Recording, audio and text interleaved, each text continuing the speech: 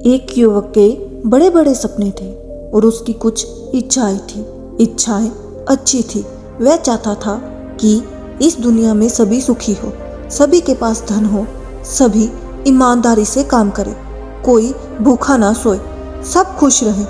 उसने सुना था कि हम जैसा सोचते हैं वैसा ही होता है और हमारी इच्छाओं को ये ब्रह्मांड पूरी करता है। इसलिए वह इन इच्छाओं के लिए दिन रात सोचता रहता, लेकिन हुआ कुछ भी नहीं।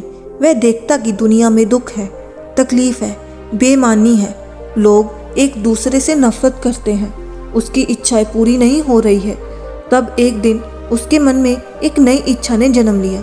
उसने सोचा कि मैं एक बड़े हीरे मोती का व्यापारी बन जाता हूँ और मैं एक बड़ा व्यापारी बनूंगा। वह दिन रात इस इच्छा के बारे में सोचता रहा।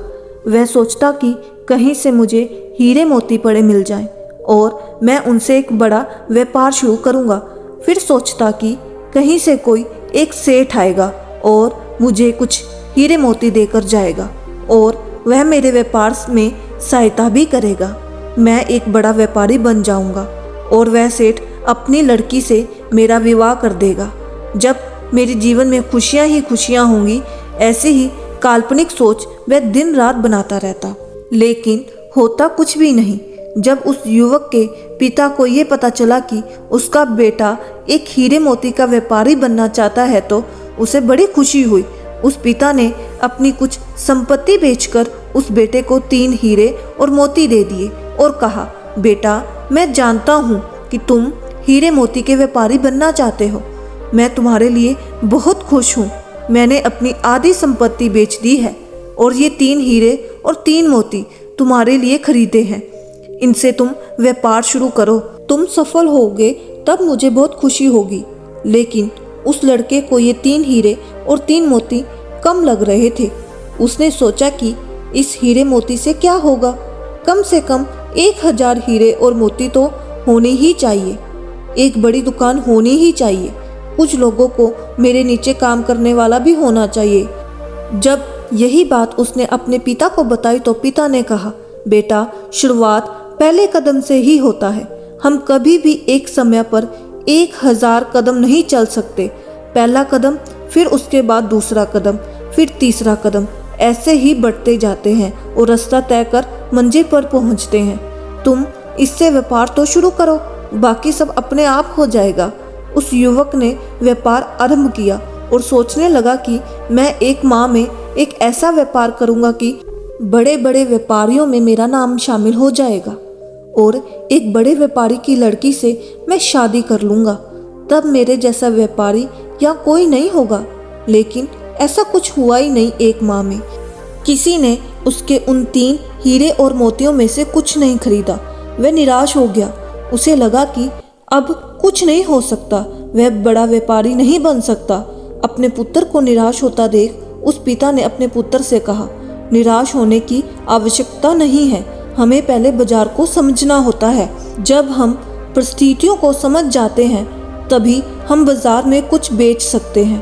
तुम ये पता करो कि बाजार में किस प्रकार के हीरे मोती की मांग है। इन 3 हीरे मोती को बेचकर उन्हें खरीदो। पुत्र ने कहा, पिताजी, मैंने ये पता किया था, लेकिन इन 3 हीरे मोती को बेचकर भी मैं उन हीरे मोती को नहीं खरीद सकता। उसके लिए अधिक धन चाहिए। पिता ने बची हुई संपत्ति भी बेच दी और अपने पुत्र को धन इकट्ठा करके दिया और कहा, पुत्र, अब बस हमारे पास रहने लायक ही जमीन बची है। ये धन ले लो और कुछ अच्छे हीरे मोती खरीद लो। अब यह तुम पर निर्भर करता है कि हमारे हालात आगे अच्छे होंगे या बुरे। पूरी मेहनत करना, कोई कसर मत छोड़ना। पुत्र ने उन 3 हीरे मोती को बेचकर और उस धन से जो भी पिता ने दिया था 2 हीरे और 2 मोती खरीदे।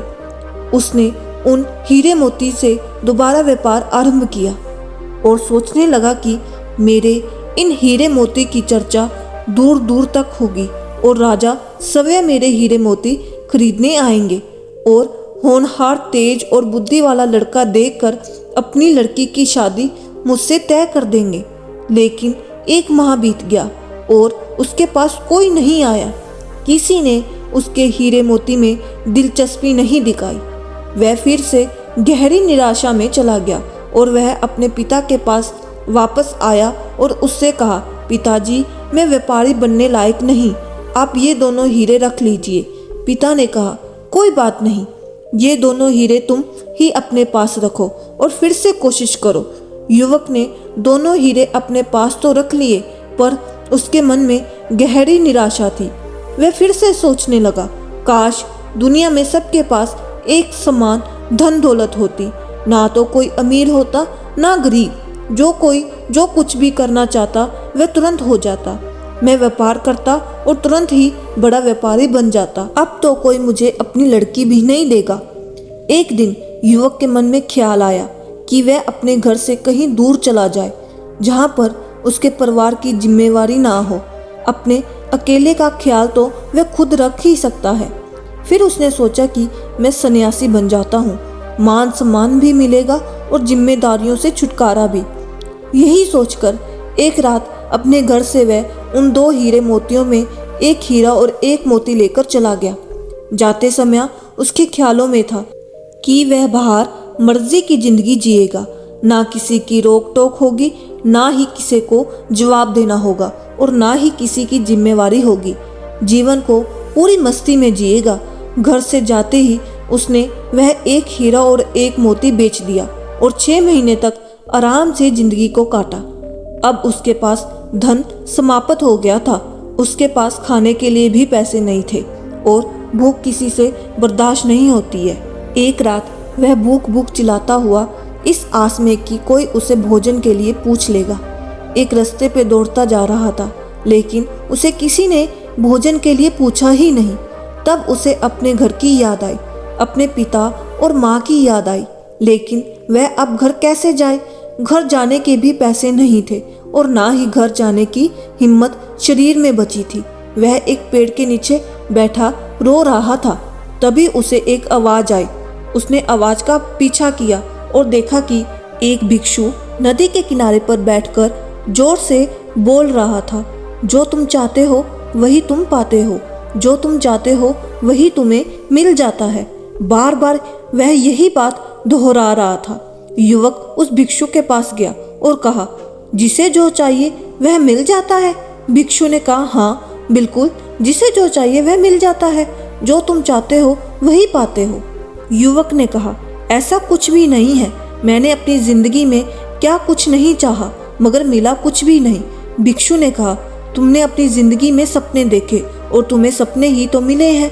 सपनों की हकीकत नहीं जानते। आंखें खुलते ही सपने टूट जाते हैं और कुछ नहीं बचता।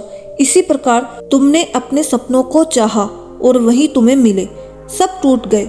सपने टूटने के लिए होते हैं। युवक ने कहा, तो क्या सपने देखना कुछ चाहना गलत है? भिक्षु ने कहा, नहीं, सपने देखना गलत नहीं है, कुछ चाहना भी गलत नहीं है। सपने वही देखो जो तुम पूरा कर सकते हो। उसी चीज को चाहो जिसे तुम पा सकते हो, जिसके लिए तुम कर्म कर सकते हो, जिसके लिए तुम मेहनत कर सकते हो। सपना बड़ा हो, चाहत बड़ी हो तो कोई बात नहीं, लेकिन तुम में वह हिम्मत होनी चाहिए कि तुम उसे अपने अधिकार में ला सको। तुम्हारे भीतर उस चाहत, उस सपने के लिए शक नहीं होना चाहिए। युवक ने कहा, मैं ऐसा क्या करूं जो मैं चाहता हूं वह हो जाए? भिक्षु ने कहा, यथार्थ में जियो, काल्पनिक सपनों की दुनिया से बाहर आ जाओ, अपनी सामर्थ्य को पहचानो। तुम मुझे बताओ, तुम क्या चाहते हो? युवक ने कहा, मैं हीरे और मोती का एक बड़ा व्यापारी बनना चाहता हूँ। भिक्षु ने कहा, बस इतनी सी ही बात? ये काम तो बहुत ही आसान है और तुम बहुत आसानी से कर सकते हो। युवक ने कहा, आसानी से? पर कैसे? मैं तो ये करके देख चुका हूँ, हर बार असफल हुआ हूँ।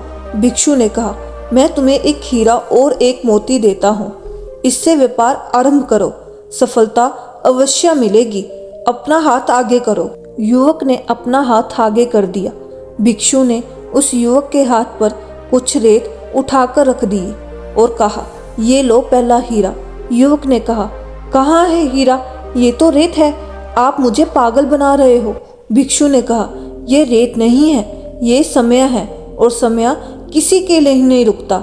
जैसे ही तुम अपना हाथ सीधा करते हो, ये नीचे गिर जाता है। समय ही वह हीरा है जिसका उपयोग करके तुम कुछ भी कर सकते हो। अनगिनत हीरे तुम बना सकते हो। समय जैसे हीरे को बर्बाद मत करना, इसका भरपूर उपयोग करना। जिसने इस हीरे का इस्तेमाल अपनी जिंदगी में नहीं किया वह धूल में मिल गया। युवक ने कहा, मैंने अपने व्यापार में समय का ही उपयोग किया था मगर मुझे कुछ नहीं मिला। हमेशा समय का उपयोग करने से कुछ नहीं मिलता। भिक्षु ने कहा, इसके लिए मैं तुम्हें एक मोती और देता हूँ। और भिक्षु ने उस युवक के हाथ पर एक कंकड़ रख दिया और कहा, यह वह मोती है जिसका उपयोग करके तुम अपने बुरे से बुरे समय में भी अपने सपने और अपनी चाहत को पूरा कर सकते हो। युवक ने कहा, और ये क्या है? भिक्षु ने कहा, ये मोती धैर्य है। अगर तुम समय रूपी हीरे से लाभ नहीं कमा पा रहे हो तो तुम्हें मोती रूपी धैर्य का प्रयोग करना चाहिए। जब मानव समय और धैर्य का भरपूर उपयोग करता है तब वह जो चाहता है वह पा सकता है। तुम एक बड़े व्यापारी भी बन सकते हो। इनका एक बार उपयोग करके देख लो। मैं तुम्हें विश्वास दिलाता हूँ, अवश्य ही जो कुछ चाहते हो वही तुम्हें मिलेगा। युवक को बहुत भूख लग रही थी। भिक्षु ने अपनी झोली से कुछ भोजन उस युवक को खाने के लिए दिया, कुछ धन दिया और कहा, यह मेरे किसी काम का नहीं है, तुम्हारे काम का है, तुम इसका इस्तेमाल कर सकते हो। युवक उस धन के सहारे अपने घर वापस लौटा और उसने अपने माता पिता से माफ़ी मांगी। पिता ने अभी तक वह एक हीरा और मोती संभाल कर रखा था। युवक ने पिता से वह हीरा और मोती लिया और फिर से व्यापार आरंभ किया। एक छोटा व्यापारी बनने में उसे 3 साल लग गए, लेकिन इस बार उसने समय के साथ धैर्य का इस्तेमाल किया।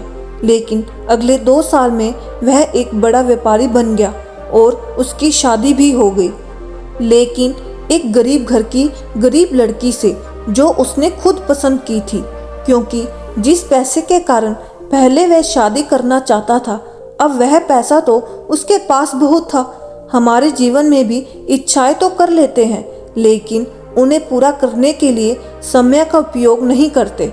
ये हमारी इच्छाएं कुछ ऐसी होती है जो हमारे अधिकार क्षेत्र से बहुत बाहर की होती है। उन्हें अपने अधिकार क्षेत्र में लाना आसान नहीं होता लेकिन नामुमकिन भी नहीं होता। जैसे अभी कोई कहे कि इस दुनिया के सभी लोग ईमानदार हो जाएं, सुखी हो जाएं, तो क्या ऐसा हो सकता है? बिल्कुल भी नहीं होगा। लेकिन कोई व्यक्ति इसके लिए प्रयास करता है और अपने प्रयास से बहुत हद तक अपने सपने को साकार कर सकता है। तथागत गौतम बुद्ध खुद इसका उदाहरण है। पूरी दुनिया सुख से रहे, यही उनका प्रयास था और जो भी उनकी शरण में आया उसके दुख हमेशा के लिए समाप्त हो गए। इस दुनिया के बहुत बड़े हिस्से पर उनका प्रभाव है और वह इसलिए है क्योंकि उन्होंने अपने समय का भरपूर उपयोग किया और हमेशा धैर्य बनाए रखा। लेकिन हम तो कुछ सोचते हैं, इसके लिए प्रयास करते हैं, फिर हमें लगता है कि ये है, हमसे नहीं होने वाला है और तुरंत ही उसे छोड़ देते हैं। तो फिर हमें लगता है कि हम अपने जीवन में कुछ नहीं कर सकते, लेकिन ऐसा नहीं है। जो आप चाहते हैं वह आपको अवश्य मिलता है। दोस्तों, आशा करते हैं आपको ये कहानी पसंद आई होगी। तो दोस्तों, मिलते हैं अगली कहानी में। शुभ प्रभात।